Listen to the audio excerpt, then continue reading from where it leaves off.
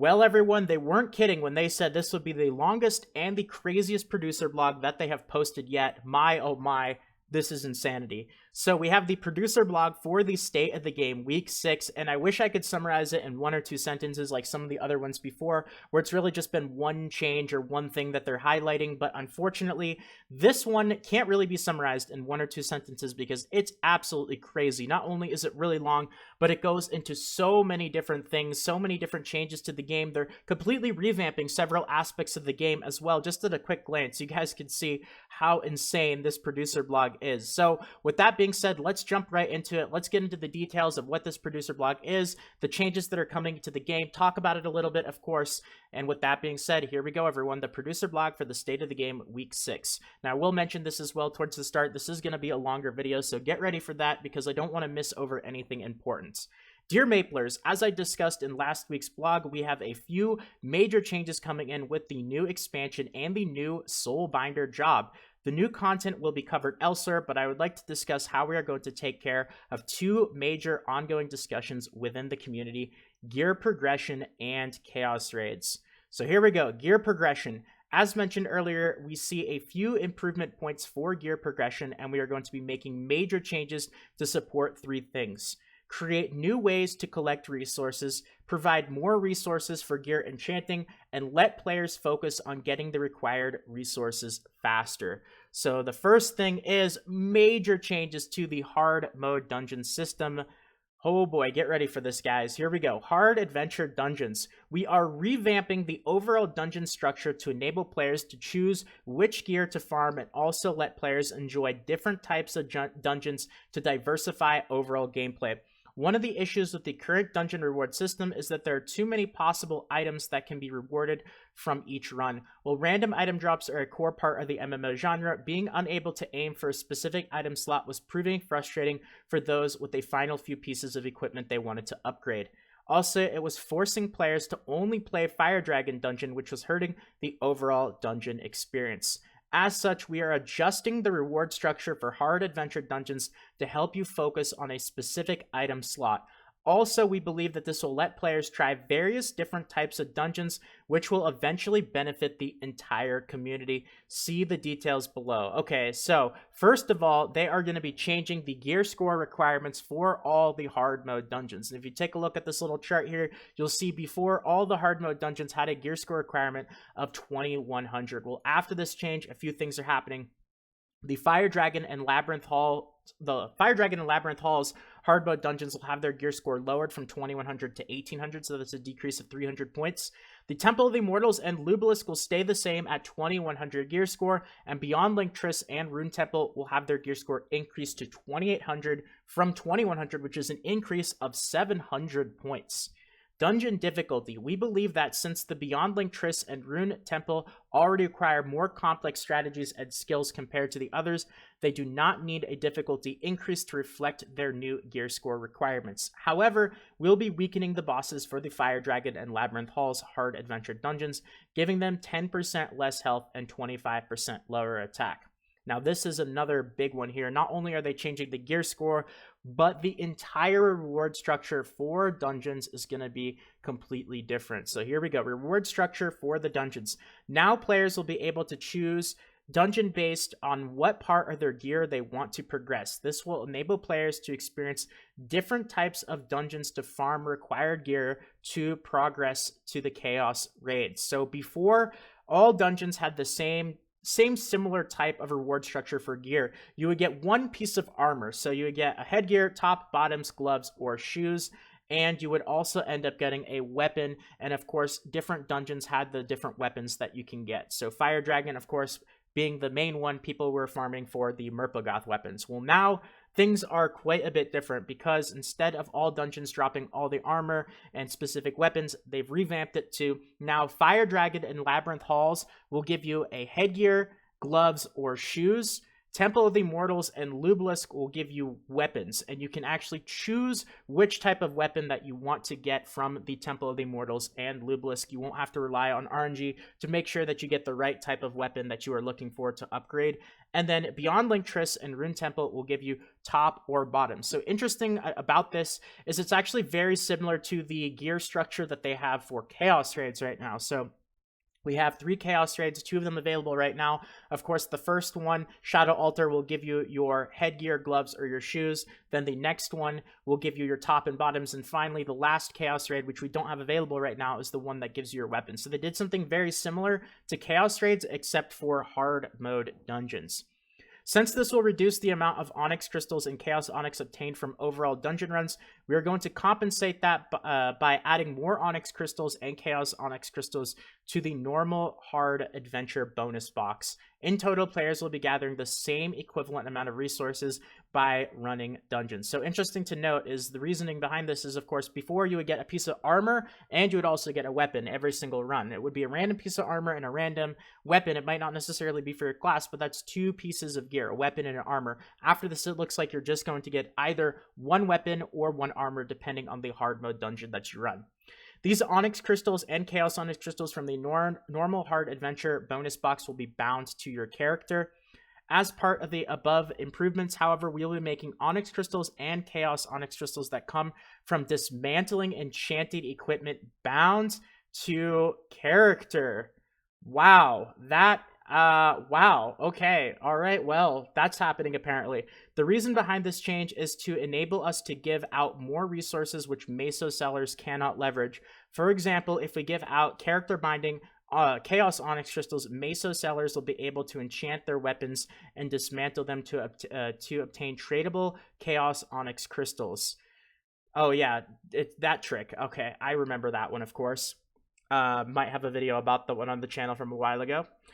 Which is limiting us from adding more resources to the game, since it gives easier ways for bots to make mesos and impact the overall market price for Onyx Crystals and Chaos Onyx. This is gonna really have an interesting impact on the economy. We're gonna have to wait and see what this does to the prices of Onyx Crystals and Chaos Onyx, because that's huge. A lot of the Onyx that we get right now, I'd say most of it, honestly, comes from dismantling gear. So turning all Onyx Crystals from dismantling gear bounds, that's pretty crazy. Also, what about alts? Well, anyway, I don't want to get too much into my thoughts right now because I still have a lot more. We're only about a third of the way through this producer blog so far, and we've got a lot to go. With this change in mind, please review the following changes, which are also planned. So a lot more to come. Daily missions. We are tweaking our daily mission system with the update. Now you can participate in the daily missions and collect weekly mission points, not daily mission points, and you'll receive a bigger reward on a weekly basis. Now you will only need to complete 30 missions per week to receive gold mission complete boxes versus having to complete 70 missions. You can now open 3 gold mission complete boxes every week, tier 1 to tier 3, and we're going to provide a guaranteed amount of Onyx Crystals and Chaos Onyx Crystals in each box, along with other rewards such as blue stars and meta cells. So 70 per week because you had to do 10 per day, right? So 10 per day, 7 days in the week. That's 70 per week. Now you'll have to do only 3 days worth of missions before, but you have the entire week in order to complete them. You'll be getting a guaranteed total of 20 Chaos Onyx Crystals and 14,400 Chaos Onyx, I'm pretty sure that's supposed to say just regular Onyx Crystals.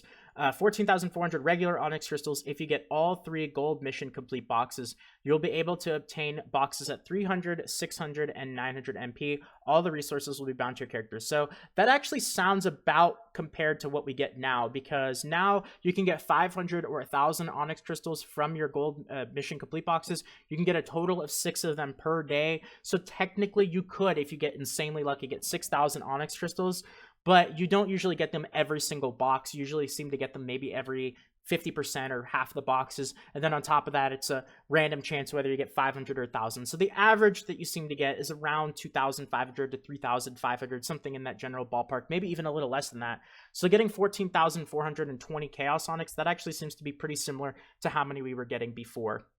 This will provide players with different ways to collect resources for enchantments outside of dungeon runs.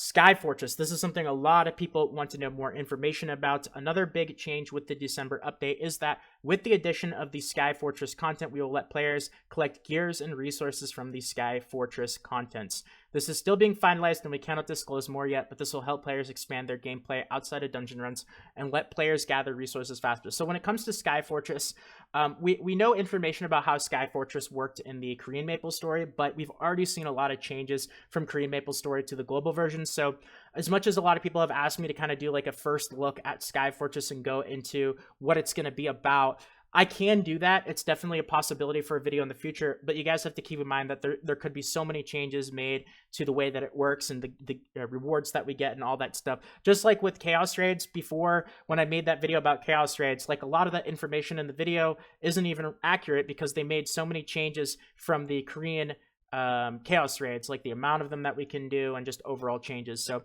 I always get a little skeptical when making videos of content that we've only seen on the Korean Maplestory because of all the changes that could be coming. Overall summary. The overall change to gear progression might not seem big enough yet, but you'll see the overall experience changing more than you think once the new changes, the Sky Fortress content, and the new Chaos Normal mode gets added to the game. Chaos Normal mode? What? What is that? Well, looks like they're sneak peeking their next section here. That's right, guys. We've got a whole bunch of changes coming to Chaos Raids as well in this producer blog. We want players to experience seamless progression with a variety of content that the game can offer. Along with the new addition of normal Chaos Raids, overall progression and requirements for enchanting will change. Okay, that's definitely important. Please stay tuned for the update on early December to provide us with more feedback. All right, so about these normal Chaos dungeons or Chaos Raids that they talked about just a second ago. Well, lots of changes coming to Chaos Raids as well. As we discussed with our last blog, the current Chaos Raids will remain the most difficult content with the best rewards. We discussed potential options to reduce the gap between hard adventure dungeons and the Chaos Raids and came up with the idea of normal Chaos Raids with different gameplay and reward structures. With the current Chaos Raids will be labeled as hard. Very, very important. So the current Chaos Raids that we have right now will not be the normal Chaos Raids. They will be the hard mode Chaos Raids. Overall, the objective of this change is creating content for players at 4,500 plus gear score to enjoy on top of hard adventure dungeons, create a practice ground for players to prepare for the hard Chaos Raids.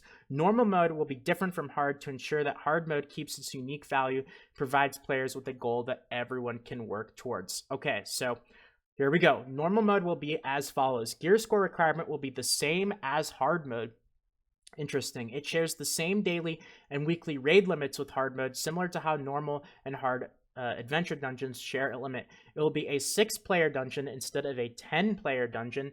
Damage meter will still exist. It will be less difficult than the current Chaos Raids, but will require skill to clear it within 15 minutes.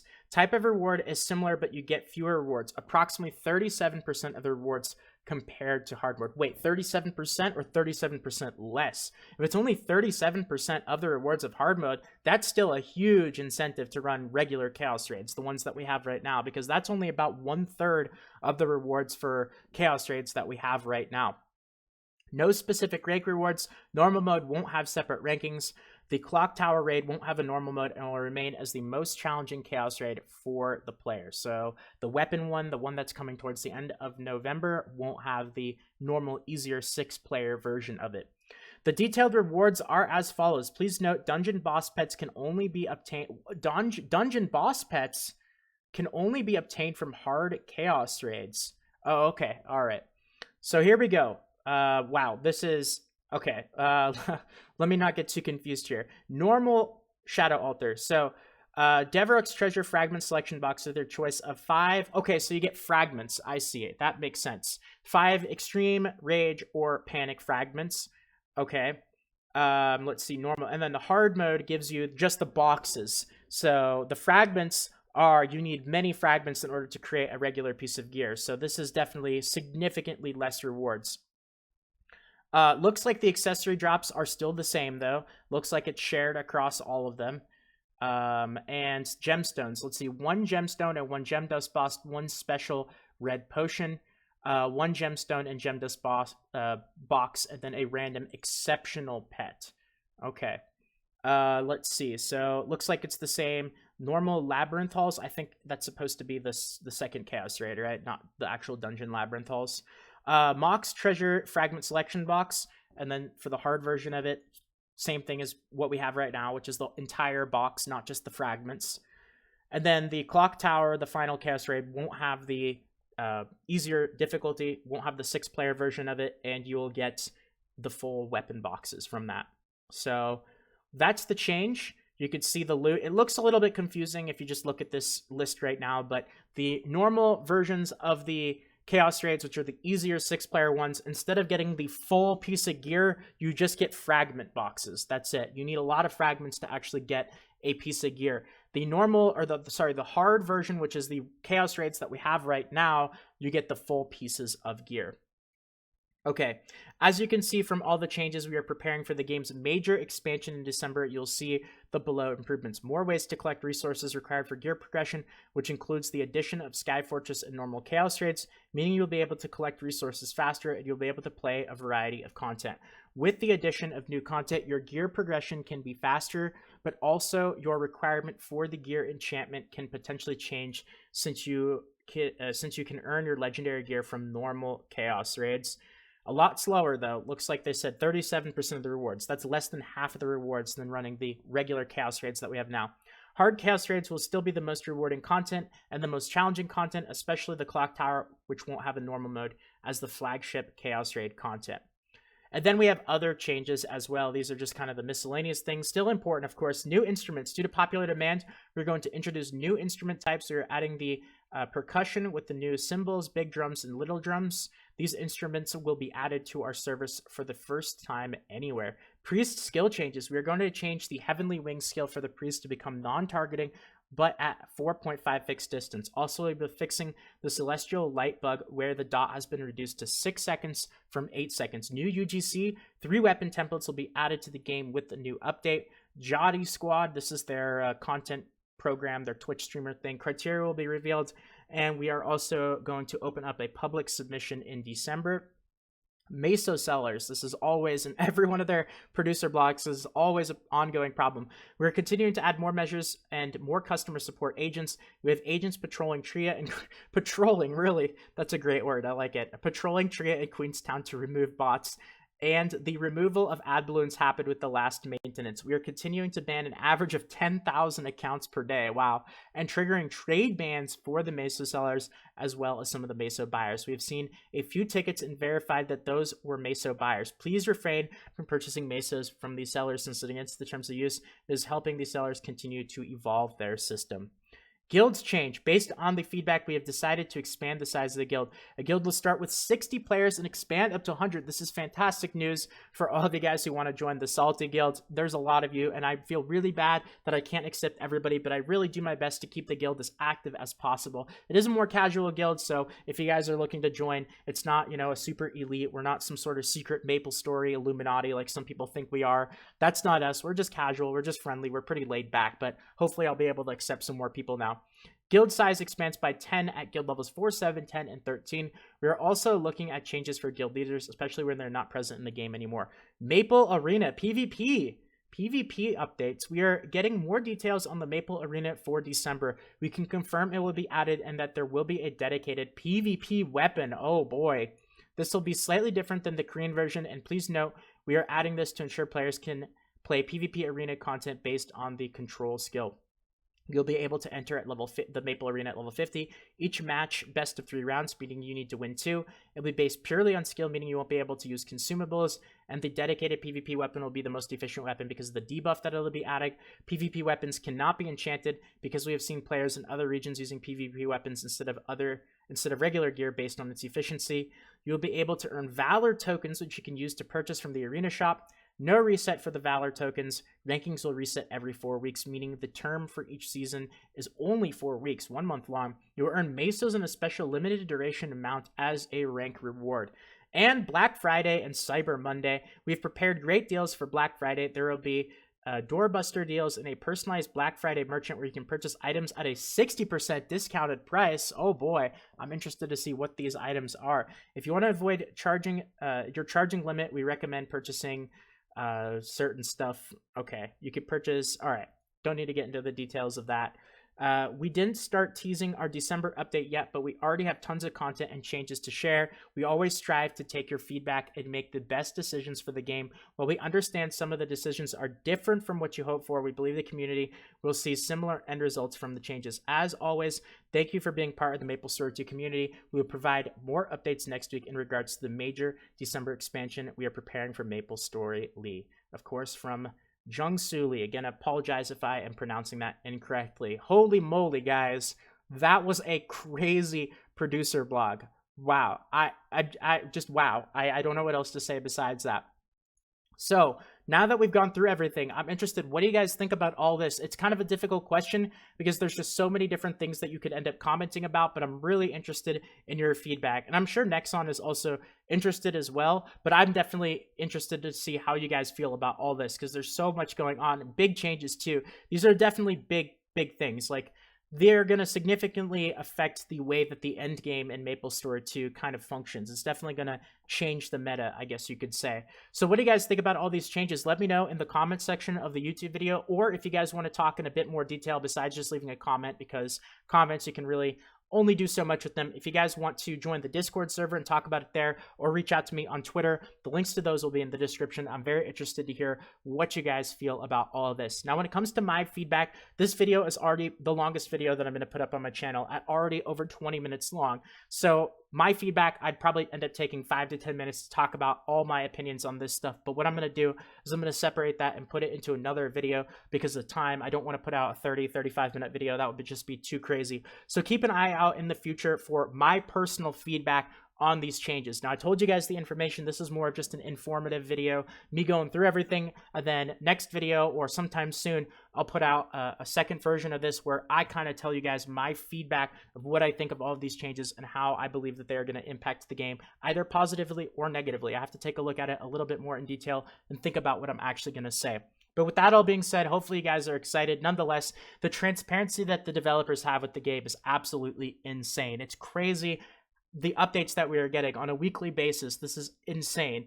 Absolutely crazy. So thank you so much, Nexon. It's hard to say that, right? Thank you so much, Nexon, for not really seeming like Nexon as of lately, because this is very non-Nexon-like, but thank you for all the updates and transparency that you have given with the community. And I think I'm going to go ahead and wrap it up here. So thank you guys for watching. Definitely keep an eye open for that second part where I talk about my personal feedback on this giant producer blog that we have. If you guys enjoyed this video, consider leaving a like. It really does help out. If you guys are new to the channel and you want more videos like this in the future, including getting a notification for that second part, consider subscribing to the channel and turning notifications on as well so you don't miss out. Sometimes YouTube isn't really so great about that stuff. And of course, as I always mention at the very end, last 30 seconds or so, we are getting towards the second half of November. Actually, we're the third of November, the last 10 days, last 2 weeks or so of November, which means that the November giveaway will be ending soon. So if you guys still haven't entered, link is in the description. It takes just a few seconds, plenty of different ways to enter. The two easiest of which, be a subscriber to the channel, which will give you 2 tickets, and leave a like on the video, which will give you a bonus ticket. It's going to be for a $50 Nexon NX or $50 Steam gift card for Maplestory 2 Merit. So to those of you entering that, good luck, everyone, and that's going to be about it for now. So if you guys missed out on some videos on the channel, they should be popping up on the screen right about now. Feel free to check them out, but if not, until next time, this is Salt of the Salty Guild, signing out.